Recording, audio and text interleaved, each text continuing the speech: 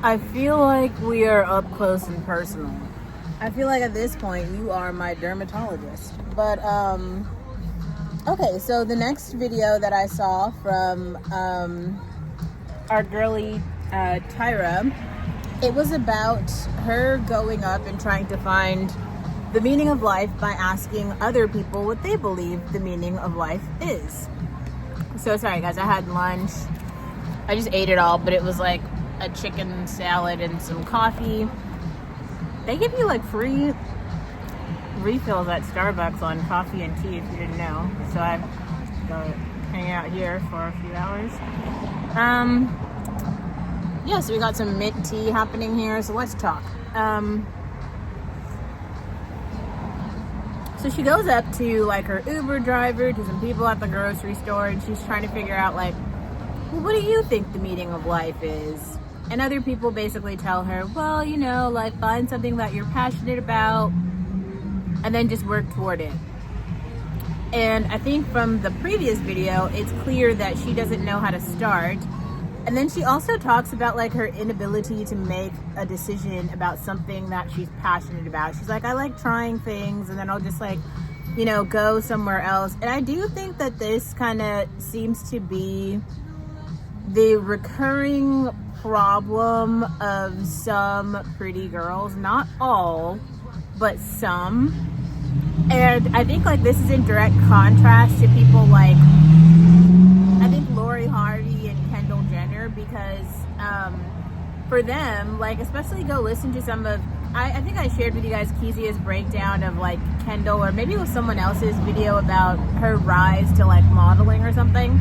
You can talk about nepotism all you want, but Kendall works really hard, right? Like she really did go to all those go-sees all around Europe when she was trying to get a name for herself, and everybody didn't do that. And she did. And not everybody else is willing to work that hard. You know, like that's actually very hard work because she didn't get every single casting that she went to. Going to go-sees all day will fucking drain you and tire you out. And also this girl, Tyra, sits there and says that she didn't really like pageant life. You know, it didn't make her happy, so. And then she also said she wasn't really passionate about accounting, and that's okay. But I think like that's another thing that some of you guys seem to be missing. Like YouTube is full of people who are serial career swappers. I'm a serial career swapper. Like my whole life from preschool all the way through high school, I thought I wanted to be a professional hip hop dancer. That was my whole life. And then when I went to college, I was like, I don't know what I wanted to do. I thought I wanted to be an English major. Then I thought I wanted to be a doctor, then a nurse, and then went back to a doctor, and then started a whole other career as a software engineer. And then I remembered after like going through that trajectory that I actually really like writing and I really like journalism. So that's when I started to understand data journalism. And video blogging is actually the most effective way of data journalism virtually, right? That's why podcasts are turning to video. So welcome, here we are. I like storytelling. Culture and society writing is a thing. I think that if anyone is in a place where they feel kind of like Tyra felt, one of the bigger come to truth moments that you have to understand is like life is about living. Like Nishan has an entire channel where she like goes around traveling to new places, understanding the culture, because like travel is one way to experience life and see the world. Like that's how some people do it, and you can do that too. You don't have to do it that way, but that is one way to do it and to start to understand yourself and society more. Like you won't understand society by not living in it. But I also think, and like I've said before, I think location is just so critical. If you are a young person between the ages of like 18 and 30 really, if you haven't lived in a big metropolitan city, you need to do that. And I think that city that she was living in was not the city for her to be able to like learn some shit. Like you need to kind of crash out hard. That's why like sometimes I saw an interview actually with G-Eazy, who's from the Bay Area where I'm from. And he talked about how he was living in LA and it got to this point where he wasn't going outside anymore. Then he moved to New York, got rid of his car and loved it. New York is a very different sort of situation where you're going to be taking the subway, you're going to be driving, maybe you'll call an Uber sometimes, but you don't need a car to get around everywhere. And all the neighborhoods and boroughs and stuff are very different. They're very different. So if you're a person who's only lived in California and you've never experienced New York, you have no idea what you're missing.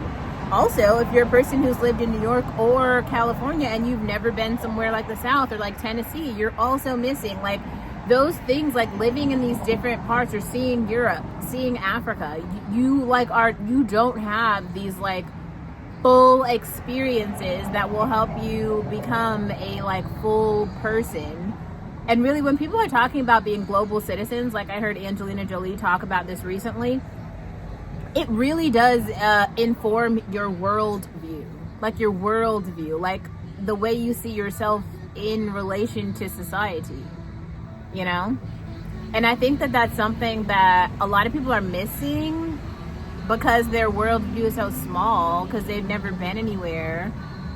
They only know a very small number of people. And also, I do think that it's kind of really important for everyone to understand, like, your parents, up until you're 18, your parents can help you understand and create some sort of like survival skills or morals or things like that. But once you turn 18, it's kind of on you to start to really do some growing up to understand society. That means like understanding the way that other people were raised that's different from yours, because see, the new society is full of the people who are like growing up. You don't just look to your parents for advice for your whole life. Like, they're old, they're about to die, they aren't making the future.